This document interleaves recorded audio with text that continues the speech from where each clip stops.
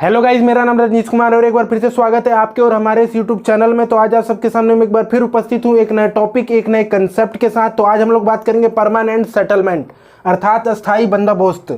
आखिर अस्थाई बंदोबस्त क्या है और इसका उद्देश्य क्या था, और इसके साथ ही साथ इसके परिणाम को बात करेंगे। और इसके परिणाम को हम लोग इस ब्रिटिश जमींदार और किसान किस प्रकार से इसका परिणाम इन तीनों पर पड़ा उसको हम लोग देखेंगे, इसके पॉजिटिव और नेगेटिव दोनों ही साइडों के माध्यम से, और अंततः हम लोग देखेंगे इसके निष्कर्ष को।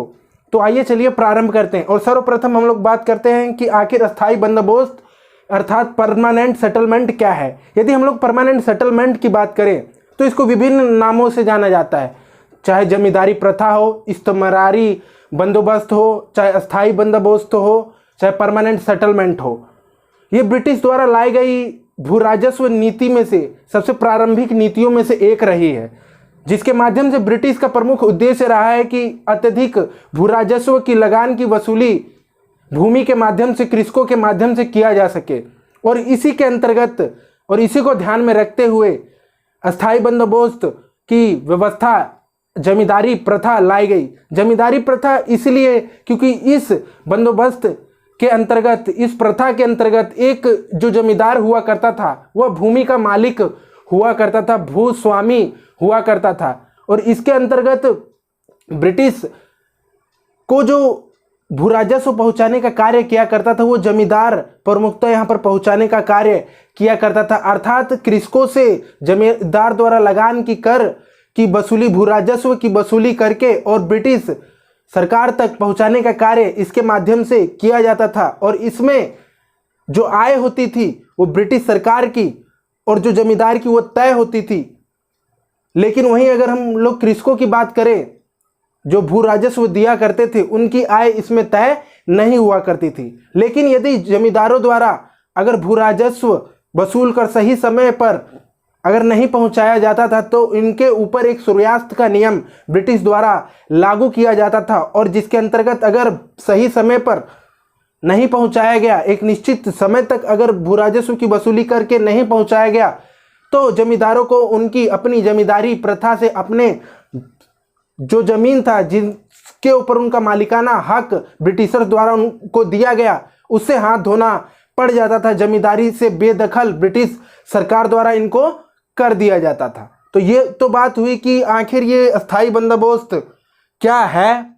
और अगर बढ़ते हैं अब इसके हम लोग उद्देश्य के पीछे, यदि हम लोग उद्देश्य की बात करें कि अस्थाई बंदोबस्त जो एक भू राजस्व नीति के अंतर्गत एक प्रारंभिक भू राजस्व नीति में से एक व्यवस्था थी ब्रिटिश द्वारा जो लाई गई थी, उसके अंतर्गत यदि हम लोग बात करें तो इसका उद्देश्य यह था कि हम लोग जानते हैं कि ब्रिटिश द्वारा प्रारंभिक रूप से ही यह उद्देश्य रहा कि भारत के साथ व्यापार किया जाए। लेकिन उसके बाद इन्होंने यहाँ पर बसने का, अपना साम्राज्य का प्रचार प्रसार करने का, अपनी पकड़ विभिन्न क्षेत्रों में मजबूत करने का प्रयत्न किया। और इसी का परिणाम यह रहा, क्योंकि इनको भारत के विभिन्न क्षेत्रों में अपनी पकड़ को स्थापित करना था, अपने शासन प्रशासन को स्थापित करना था, तो इसके लिए जरूरी था कि इनके द्वारा विभिन्न सैनिक और कर्मचारियों, अधिकारियों की नियुक्ति की जाए विभिन्न क्षेत्रों में, जिसके माध्यम से इनके द्वारा अप्रत्यक्ष रूप से इन सैनिकों, अधिकारियों की नियुक्ति के माध्यम से विभिन्न स्थानों पर नियंत्रण और निगरानी स्थापित की जा सके और भारत में अपना नियंत्रण प्रत्येक स्थान पर स्थापित किया जा सके। तो इसके लिए जरूरी था कि धन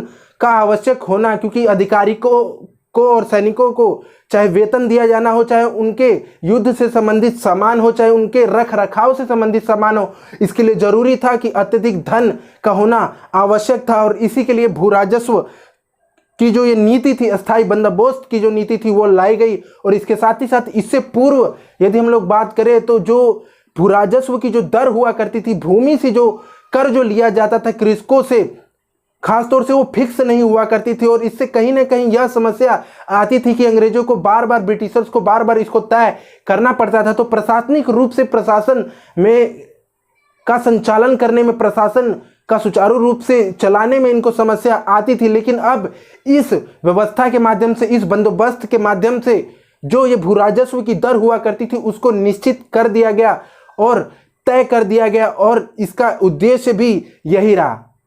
अगला हम लोग बात करते हैं इसके परिणाम की। यदि हम लोग इसके परिणाम की बात करें तो जैसा कि हम लोगों ने देखा कि किस प्रकार से यह जो अस्थाई बंदोबस्त की जो व्यवस्था थी, इसमें हम लोग को 3 व्यक्तियों के मध्य यह व्यवस्था देखने को मिलती है। एक तरफ है ब्रिटिश सरकार, एक तरफ है जमींदार और एक तरफ है कृषक, जिसमें कि कृषक से जमींदार द्वारा भू राजस्व की वसूली कर, लगान की वसूली कर ब्रिटिशर के पास पहुंचाने का कार्य किया जाता था। तो परिणाम की यदि हम लोग बात करें तो इनका जो उद्देश्य रहा था ब्रिटिशर्स का, चाहे वो साम्राज्यवादी दृष्टिकोण हो जिसके माध्यम से बड़े पैमाने पर भू राजस्व की वसूली कर अपने साम्राज्य को प्रचार प्रसार करना हो, वह पूरा हुआ। और इसके साथ ही साथ जो प्रशासनिक रूप से समस्या चली आ रही थी कि भू राजस्व की जो दर हो वह फिक्स हो, वह भी हो चुकी थी। लेकिन इसके साथ ही साथ ब्रिटिशर्स को एक नया वर्ग मिल गया था जो वह चाहते थे, वह था जमींदार, जिसके माध्यम से वह भारत में अन्य स्थानों पर, अन्य जगहों पर अपना शासन प्रशासन और इसके साथ ही साथ भू राजस्व की प्राप्ति कर जमींदारों से अपना नियंत्रण स्थापित कर सकते थे। और अगली हम लोग बात करते हैं जमींदार की। यदि हम लोग जमींदार की बात करें तो हम लोग ने देखा है कि किस प्रकार से जमींदार जो हुआ करता था वह भूमि का मालिक, भूस्वामी हुआ करता था इसके अंतर्गत। लेकिन इसके साथ ही साथ हम लोग देखते हैं कि यदि इसके द्वारा भू राजस्व जो है कृषकों से वसूल कर सही समय पर नहीं पहुंचाया जाता था तो सूर्यास्त का नियम इनके ऊपर लागू होता था, जिसके अंतर्गत इनकी जो भी जमींदारी थी, एक भूमि का ये जो मालिक हुआ करते थे उनसे इनको हाथ धोना पड़ जाता था, जिसके अंतर्गत हम लोग देखते हैं कि फिर जमींदारी जो है वो किसी और को दे दी जाती थी और जिसके अंतर्गत दूसरे व्यापारी, साहूकार या महाजन आया करते थे और उनके द्वारा अपने एजेंटों के माध्यम से अन्य लोगों को भेजकर कृषकों से भू राजस्व कर, लगान की वसूली की जाती थी। तो इस प्रकार से एक और बिचौलियों की संख्या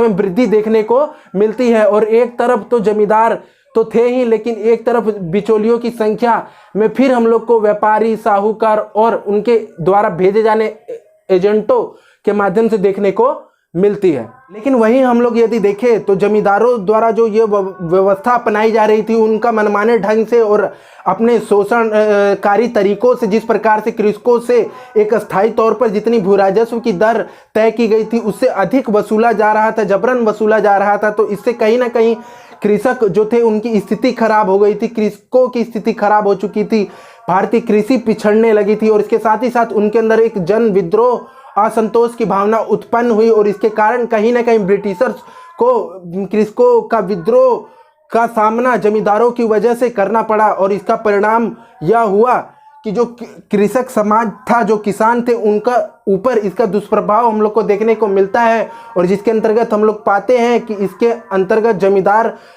जमींदार जो थे उनके द्वारा कृषकों का शोषण किया गया, जबरन उनसे वसूली की गई, जिसके माध्यम से गरीबी, भूखमरी, अकाल जैसी परिस्थितियों का सामना भी किसानों को करना पड़ा। और अंततः हम लोग बात करते हैं इसके निष्कर्ष की। यदि हम लोग इसके निष्कर्ष की बात करें तो स्थायी बंदोबस्त जो कि ब्रिटिशर्स द्वारा लाई गई भू राजस्व नीतियों में से एक प्रारंभिक नीतियों में से एक रही और इसके अंतर्गत जहां ब्रिटिशर्स और जमींदारों को इससे फायदा हुआ, उन्होंने अपने उद्देश्य और हितों की पूर्ति की, जमींदारों ने अपनी सामाजिक आर्थिक हैसियत को अच्छा किया। लेकिन वहीं इसका परिणाम भारतीय कृषि पर, भारत के वर्ग पर, खास तौर से कृषक वर्ग पर देखने को मिला, जो गरीब और निर्धनीकरण और भूखमरी और अकाल जैसी परिस्थितियों से घिर गया।